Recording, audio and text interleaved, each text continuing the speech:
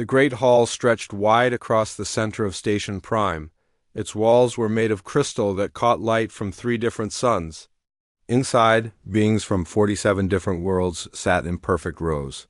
Each one knew their place. Each. One followed the rules. Administrator Veltar stood at the front of the hall. His blue skin gleamed under the lights. His forearms moved in slow, careful patterns as he spoke. The patterns meant respect. They meant order. They meant peace.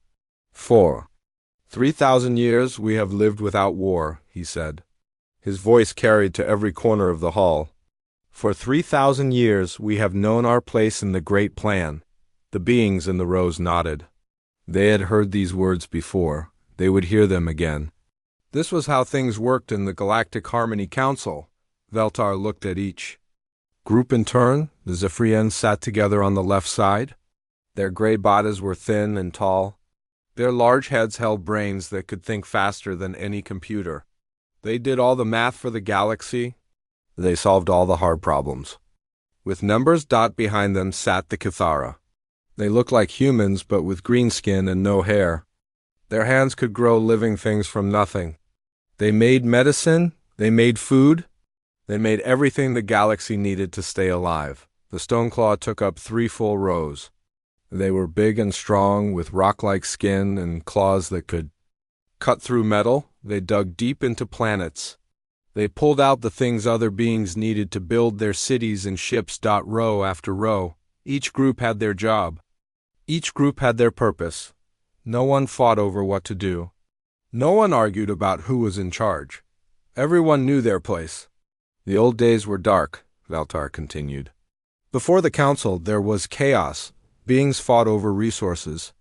They fought over territory. They fought over ideas. Millions died in wars that had no end. A soft sound came from the audience. It was not quite a sigh, but close. They all knew the stories. They had learned them as children. War was bad. Chaos was bad. The council was good. We learned from those dark times, Veltar said. We learned that peace comes from order. Order comes from knowing your place. And knowing your place comes from following the plan. The plan was simple. Each species did what they were best at. The smart ones thought. The strong ones worked. The creative ones made art that helped everyone feel calm and happy. No one tried to do jobs they were not meant for. No one asked questions about why things worked the way they did. It had worked for 3,000 years. Veltar touched a control on his desk. The air above the hall began to glow. Pictures appeared, floating like ghosts made of light. They showed worlds at peace. Cities where different species worked together. Ships moving goods from one system to another without any problems. Look at what we have built, he said. Look at the beauty of our order. The pictures were beautiful. Clean cities with buildings that reached toward the sky. Parks where children from different worlds played together. Markets where beings traded goods, with smiles on their faces. But if you looked closely, you might notice something strange. All the buildings looked very much the same. All the parks had the same kinds of trees and flowers. All the markets sold the same kinds of things. The council had rules about art. Art should make people feel peaceful. It should not make them ask questions.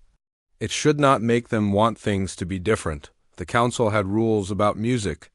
Music should sound pleasant to all species. It should not be too loud or too soft. It should not make anyone feel strong emotions. The council had rules about stories. Stories should teach good lessons. They should show how following the rules led to happiness. They should not give anyone strange ideas. These rules had worked for 3,000 years. In the back row, a small being raised one thin hand. Veltar looked at her with surprise. Questions were allowed, but they were rare. Most beings had learned not to ask them. Yes, Speaker Yili? Veltar said. The small being stood up. She was from a world called Nexa. Her people were good at keeping records and organizing information. Administrator, she said in a voice like tinkling bells, the reports show that our systems are working at 97% efficiency. This is very good. But I noticed that some worlds are asking for permission to try new ways of doing things. Should we be worried about this? Veltar's forearms moved in patterns that meant thoughtful consideration, but inside he felt a small twinge of something uncomfortable. Change was not part of the plan. New ways of doing things led to questions. Questions led to arguments. Arguments led to chaos. Speaker Yili, he said carefully, change is not needed when systems work well. Our ways have brought peace for 3,000 years. Why would we want to risk that peace for something new? Yili sat down. She looked satisfied with the answer. But Veltar noticed she was making notes on a small device. That was unusual. Most beings just listened during council. Meetings. The meeting continued for 2 more hours. Reports were given, numbers were shared. Everything was working as it should. The galaxy was at peace. The galaxy was in order. As the beings filed out of the Great Hall, Veltar remained at his desk. He looked out through the crystal walls at the stars beyond. Somewhere out there, on the edge of known space, his sensors had detected something new. A young species had just learned to travel between stars. They called themselves humans. First contact would happen soon. Then the humans would be given their place in the Great Plan. Just like all the others before them, Veltar had read the initial reports. Humans seemed ordinary. They were not as smart as Zephyrians. They were not as strong as Stoneclaw. They were not as skilled at growing things as Cathara. They would probably be good at some simple job, like mining or basic manufacturing. The council had handled 46 new species before. They would handle the 47th just as easily, but as Veltar looked out at the stars, he felt that uncomfortable feeling again. Something was different about these humans. The reports mentioned strange things. They made art that served no practical purpose. They told stories that asked questions instead of giving answers. They seemed to enjoy arguing with each other, even when it served no useful function. These things were troubling, but they were probably not important. Young species often had odd habits. The council was good at teaching them better ways. Veltar turned off the lights in the Great Hall. Tomorrow there would be another meeting. More reports. More numbers showing how well everything worked. For 3,000 years, it had been this way. For 3,000 more years, it would continue to be this way. The galaxy was at peace. The galaxy was in order. Nothing would change that. Nothing could change that, but far away. At the edge of known space, a small human ship was preparing to make first contact with the Galactic Harmony Council. And on that ship, beings called humans were doing something the galaxy had not seen in 3,000 years. They were dreaming of something different. 6 months had passed since the humans joined the council. Administrator Veltar thought everything was going well. The humans had been given 3 small planets to mine. They had been given the standard welcome package. They had been told how things worked. They had seemed to understand, but now, as Veltar read the morning reports, his comfortable feeling began to slip away. The first report came from Mining Supervisor Krell, a Stoneclaw who managed 17 different mining operations. The humans are not following the mining schedule, Krell wrote in his thick, careful handwriting. They finish their work quotas early. Then they do other things. They build structures that are not in the plans. They make sounds with their voices that are not words. When I ask why, they say they are singing and having fun. I do not understand these concepts. Veltar put down the report and picked up another. This one came from Cultural Monitor Essek, a Dulari whose job was to make sure all species followed proper cultural guidelines. The human colonies are creating unauthorized cultural products, Essek reported. They make pictures on walls that serve no function. They arrange sounds in patterns that do not match approved musical forms. They tell stories to their young that ask questions instead of giving answers. When I explain that these activities are not permitted, they ask me why not. I do not know how to respond to this question. More reports followed, from 17 different worlds, from 23 different supervisors. All saying the same thing. Humans were not doing what they were supposed to do. Veltar touched a button on his desk. A moment later, his assistant A quiet Nexa named Prim entered the office. Prim, Veltar said, bring me all reports related to human activities. Everything from the past 6 months. Prim's large eyes grew even larger. All of them, Administrator? There are quite a few. All of them. An hour later, Veltar's desk was covered with data tablets. He began to read. The more he read, the more worried he became. The humans were not just breaking small rules. They were doing things that had not been seen in the galaxy for 3,000 years. On mining world Kappa 7, human workers had painted bright colors on the gray walls of their living quarters.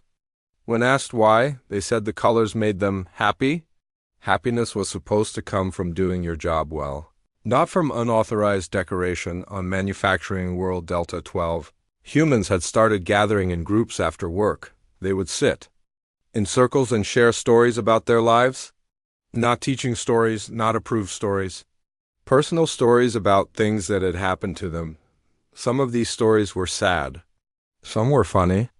Some made no sense at all. But the strangest report came from research. Station Alpha 9, a human named Dr. Sarah Chun had been assigned to help with basic data entry. Instead, she had started asking questions about the research itself. Why are we only studying planets with known mineral deposits? She had asked. What about planets with unusual life forms? What about planets with strange weather patterns? Aren't you curious about those? The Zephyrian researchers had not known how to answer. They studied what they were told to study. Curiosity was not part of their job, but Dr. Chun's questions had sparked something in the younger Zephyrians.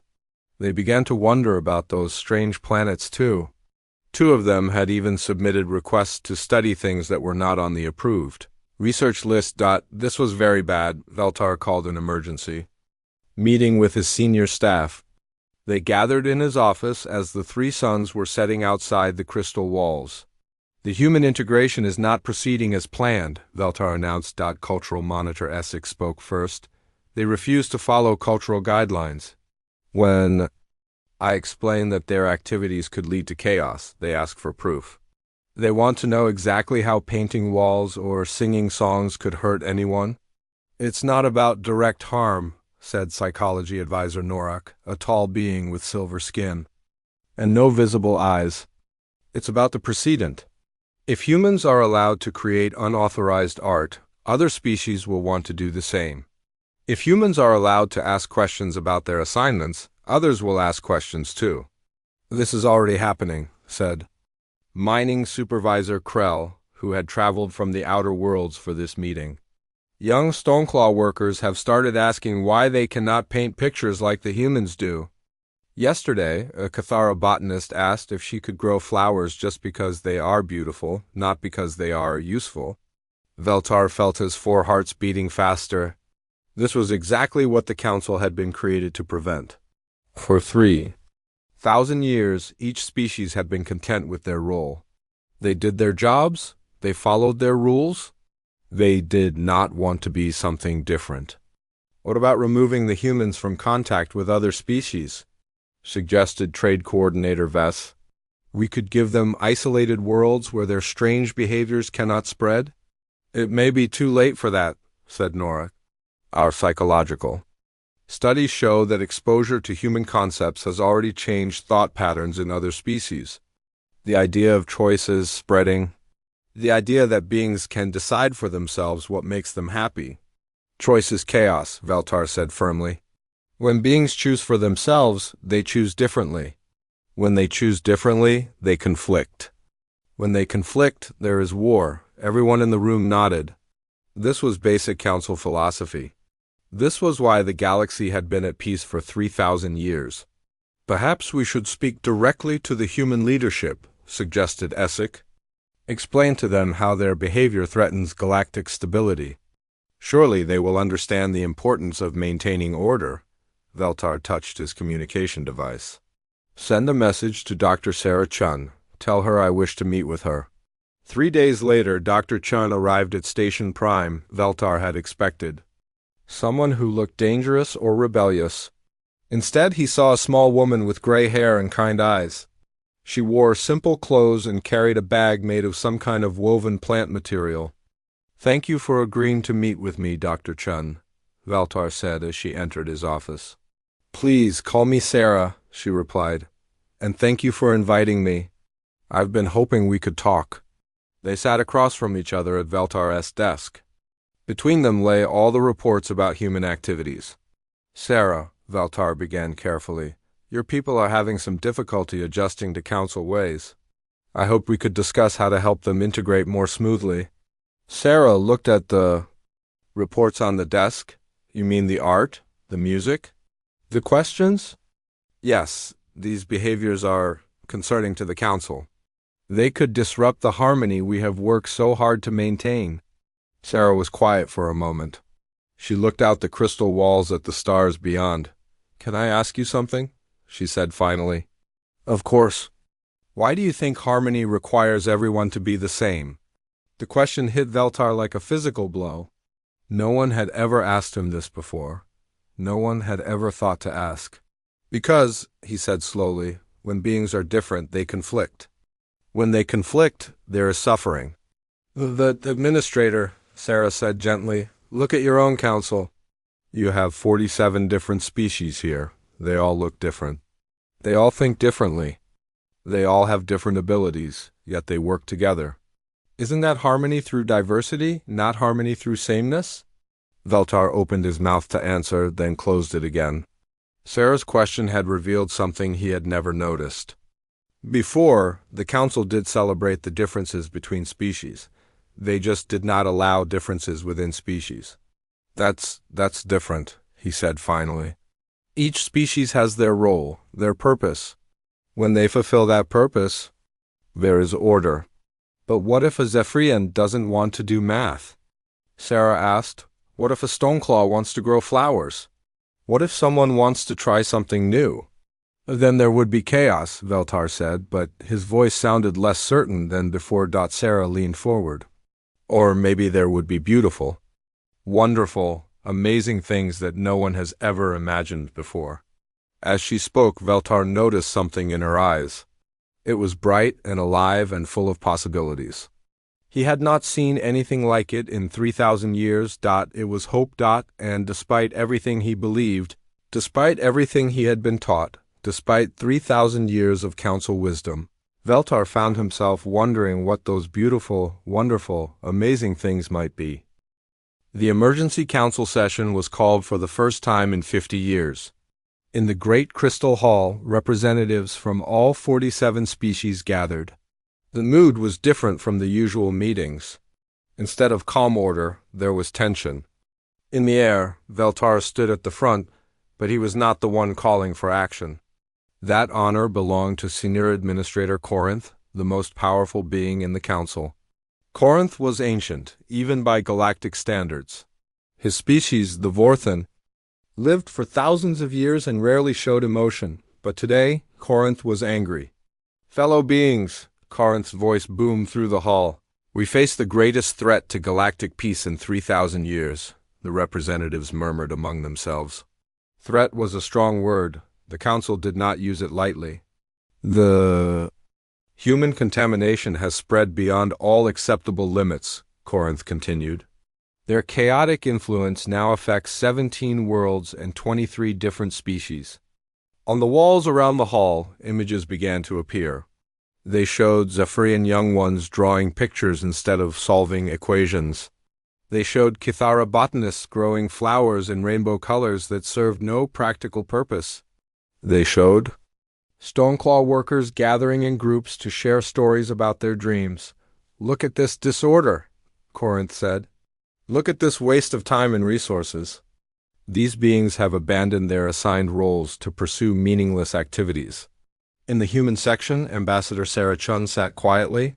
Next to her were two other human representatives, Captain Marcus Torres and Dr. Elena Vasquez. They had been chosen to speak for all of humanity in what everyone knew would be a crucial moment. These humans have rejected every attempt at guidance, Corinth said. They refuse to follow cultural protocols.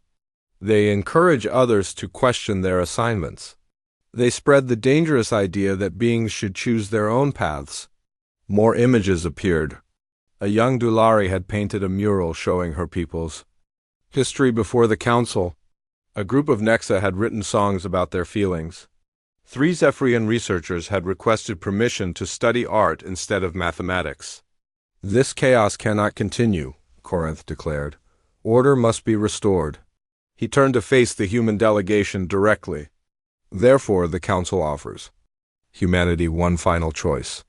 Accept the compliance directive or face removal from galactic society. The hall fell completely silent. Removal had never been used before. It meant more than exile.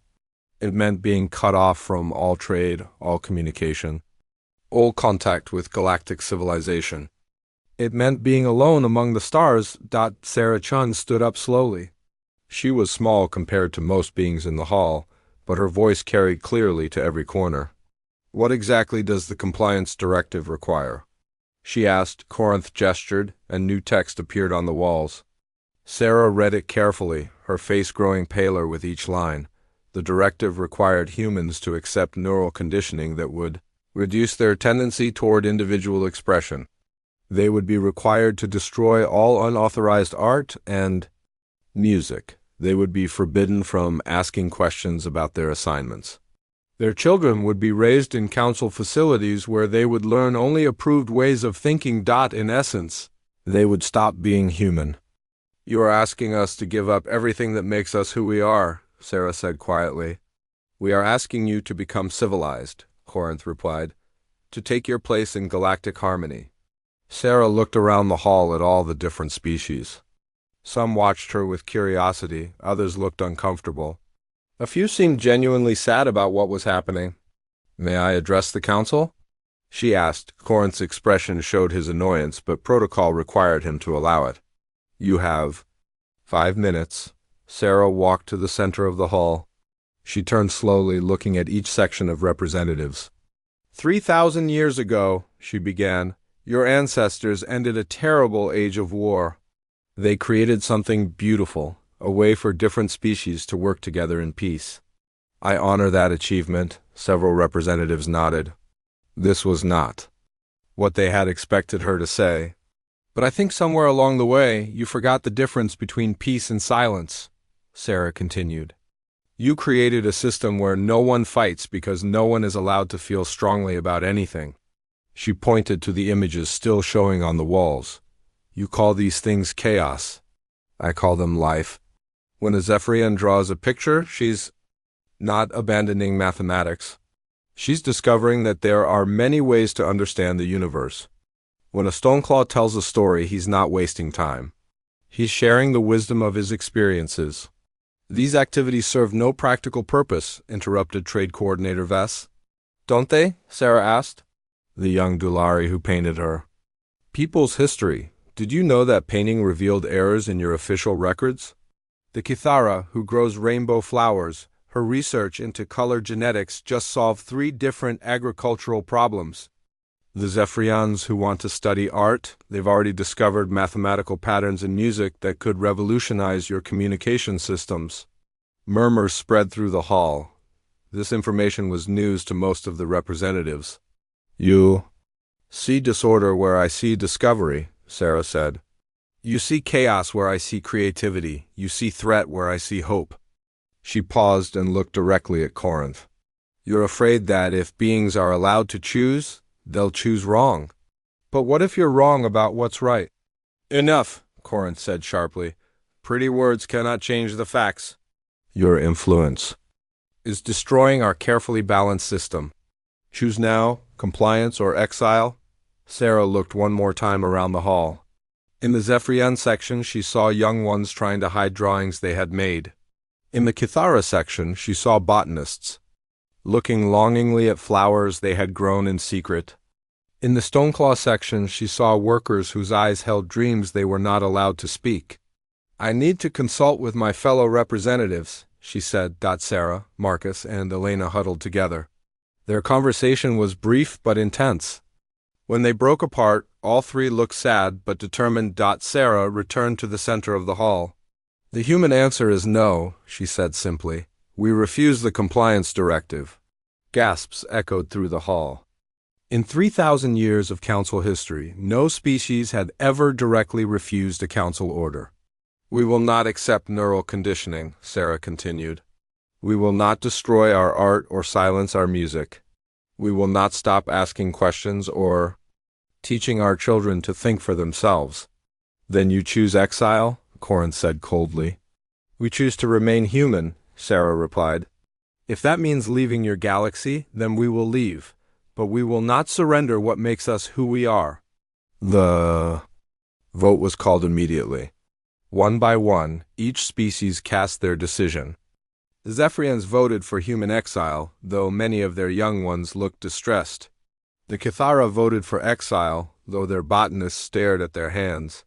The Stoneclaw voted for exile, though their workers sat in heavy silence, 46. Species voted to remove humanity from galactic society. Only the humans voted against. The decision is final, Corinth announced. Humanity has 30 days to evacuate all council territory. After that time, any human presence will be considered an act of aggression. As the session ended and beings began filing out of the hall, something unprecedented happened. Small groups from other species approached the human delegation. They spoke in whispers, looking around nervously.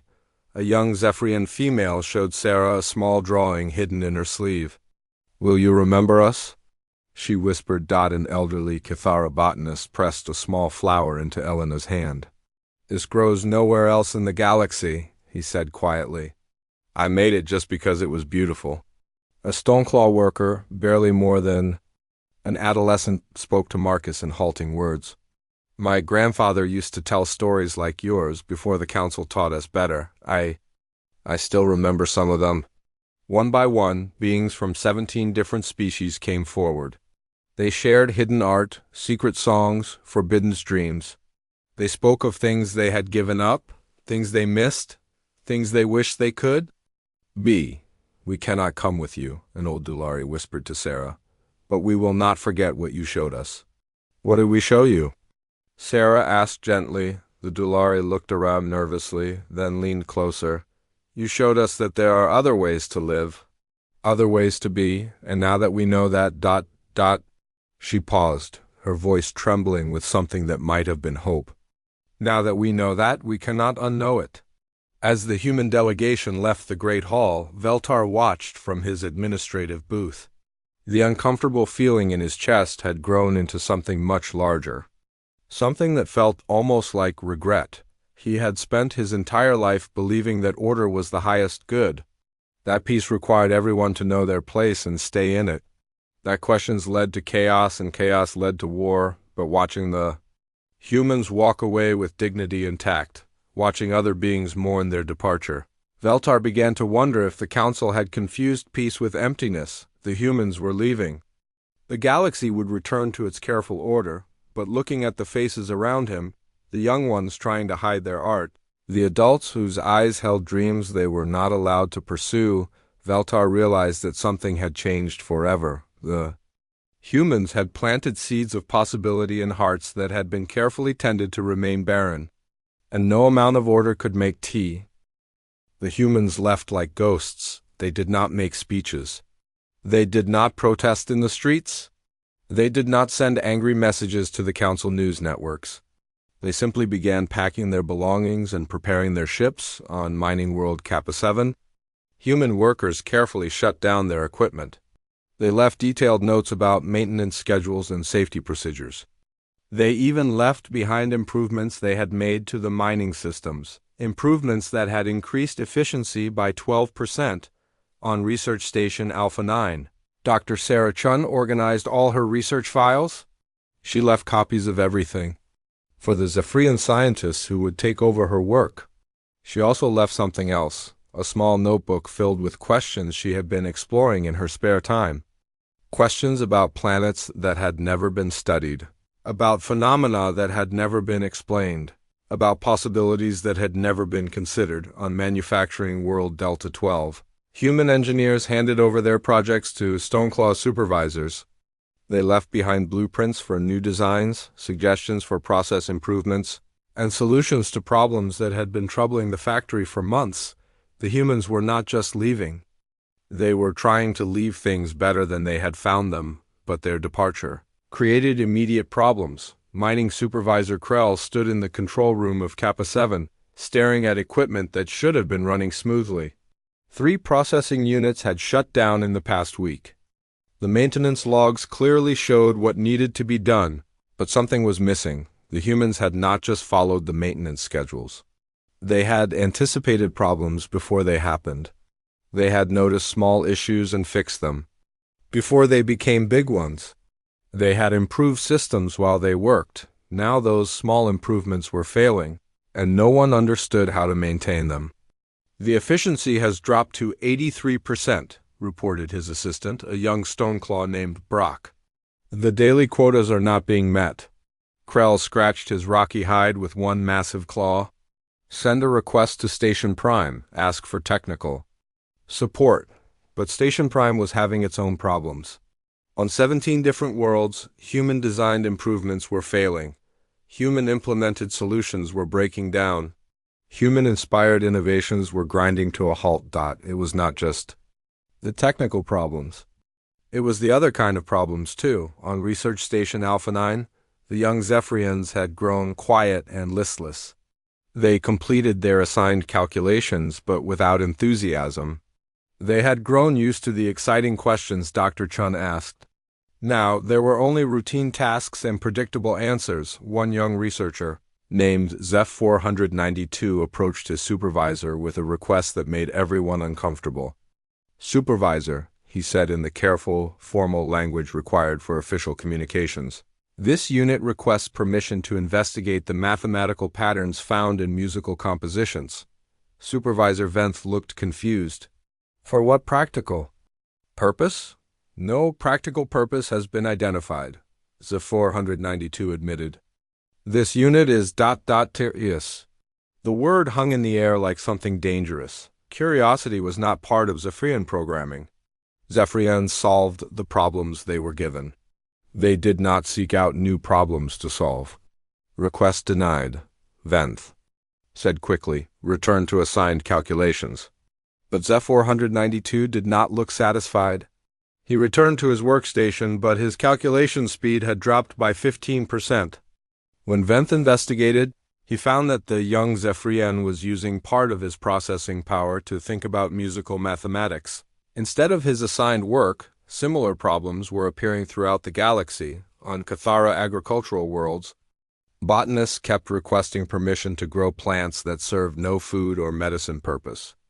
When denied, their productivity and useful crops began to decline. On Dulari communication centers, operators started asking if they could modify the standard message templates to be more personal and expressive.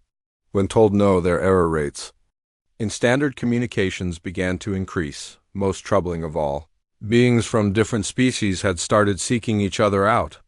Groups formed in secret to share the art and music and stories they had learned from humans. They called these gatherings discussion circles, a concept that had no translation in most of their languages. Administrator Veltar received reports of these activities daily. Each report made the uncomfortable feeling in his chest grow larger.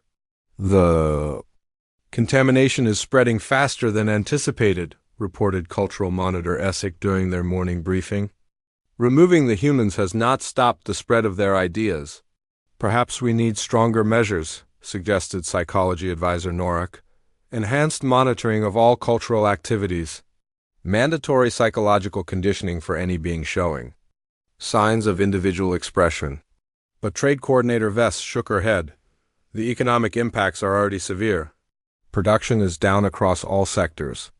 If we start conditioning workers, efficiency will drop even further." Veltar looked at the reports scattered across his desk. Productivity down, error rates up, maintenance problems increasing, communication breakdowns spreading. The galaxy was not running smoothly without the humans. "There is something else," Essex said quietly. "We have received 17 requests from beings who wish to leave Council space." The room fell silent. In 3,000 years of Council history, no one had ever asked to leave. "Leave?" Veltar asked. "Leave to go where?" "They want to find the humans," Essig replied. They want to live in whatever society the humans are building beyond our borders. Among the 17 requests was one that particularly troubled Veltar. It came from Speaker Yili, the small Nexa who had asked questions during that long ago. Council meeting. Her request was simple. This being wishes to experience the kind of life where questions are welcomed instead of discouraged. Veltar had always respected Yili. She was efficient, organized, and loyal. If someone like her was asking to leave, "Deny all requests," he said finally. Citizens cannot simply abandon their responsibilities to the galactic order. But denying the requests did not make them stop coming. Each day brought more applications to leave. Each day brought more reports of secret gatherings, unauthorized art, forbidden questions. The humans had been gone for 3 months, but their influence continued to spread. Late one night, Veltar found himself standing alone in the great crystal hall. The 3 suns had set, and the stars were visible through the transparent walls. Somewhere out there, beyond the edge of council space, the humans were building something new. He wondered what it looked like. His personal communicator chimed softly. A message had arrived, marked urgent and classified. Veltar opened it, expecting another report of production problems or cultural violations. Instead, he found something that made his 4 hearts skip a beat. The message was from deep space monitors at the edge of council territory. They reported unusual activity in the Void Zone, the empty region beyond galactic civilization where the humans had been exiled. Large-scale construction detected, the report read. Energy signatures consistent with major industrial activity. Multiple ship signatures, some of unknown configuration. Request instructions for investigation. Veltar stared at the message. For a long time, the humans had been gone for only 3 months. How could they already be building something large enough to detect from this distance? He touched his communicator and sent a reply. Monitor only. Do not approach. Report any changes immediately. As he walked back to his quarters, Veltar tried to push away the growing certainty that the council had made a terrible mistake. They had removed the humans to restore order, but order was not being restored. If anything, the galaxy was becoming more chaotic without them. The humans had not been the source of the disorder. They had been the outlet for it. All the creativity, all the questions, all the dreams that beings throughout the galaxy carried in secret, the humans had simply made it safe to express those things. Now the humans were gone, but the dreams remained. And dreams, Veltar was learning, were much harder to control than people. In the darkness of his quarters, Administrator Veltar lay awake staring at the ceiling. For the first time in his long life, he found himself asking the kind of question that would have horrified him just months before. What if the humans had been right? What if order without choice was not peace, but merely the absence of life? What if the council had not saved the galaxy from chaos, but had saved it from the beautiful, terrible, wonderful experience of being truly alive?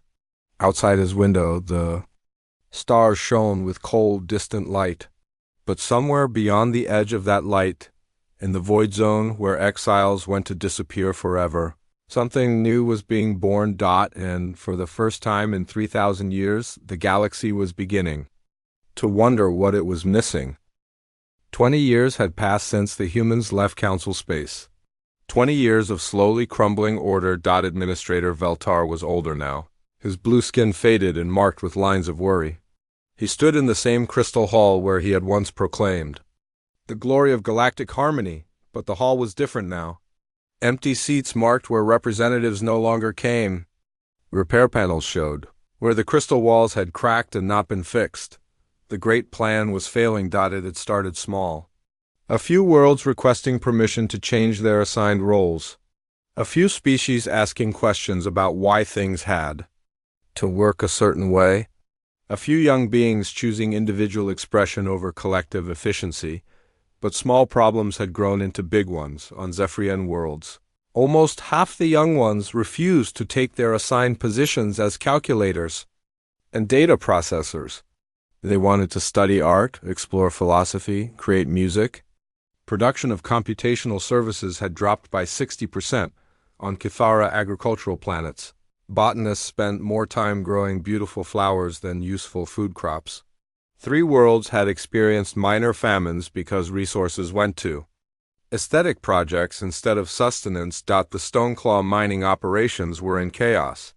Workers had discovered they enjoyed creating sculptures from the materials they extracted. Entire shifts would stop working to carve elaborate designs into rock walls.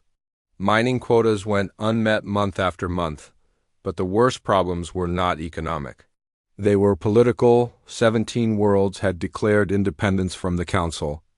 Not rebellion, they had simply announced they no longer wished to participate in the galactic order. They wanted to govern themselves, choose their own paths, make their own mistakes. Senior Administrator Corinth had died 3 years ago, worn down by the stress of trying to hold the Council together. His replacement, Administrator Vox, was younger and more aggressive. She believed the solution was more control, not less. "We need enforcement," Vox declared during the emergency session. "Military intervention on the rebel worlds. Re-education programs for dissidents. Stronger penalties for cultural violations." But Military Coordinator Dask, a massive Stoneclaw with scars from the old wars, shook his head. "Half my forces refused to act against their own people. The other half questioned why they should fight to preserve a system that makes everyone miserable." "Miserable!" Vox snapped. "Our system has provided peace for 3,000 years. Has it?" The voice came from the back of the hall. Everyone turned to see Speaker Yili standing up. She was old now, her small frame bent with age, but her voice was still clear. "Or has our system simply made everyone too afraid to admit they were unhappy?" Galtar stared at Yili in shock. She had stayed with the Council all these years, even as others left. She had never before spoken against the system. "Speaker Yili," Vox said coldly, "you are out of order." "Yes," Yili said with a small smile. "I am, and it feels wonderful." She walked slowly to the center of the hall. Her footsteps echoed in the vast space. "For 3,000 years, we have told ourselves that order is the highest good," she said. "That peace requires everyone to accept their assigned place. That questions lead to chaos and chaos leads to war." She looked around at the remaining representatives.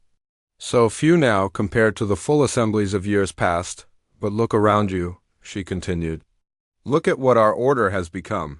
Empty seats where beings used to sit.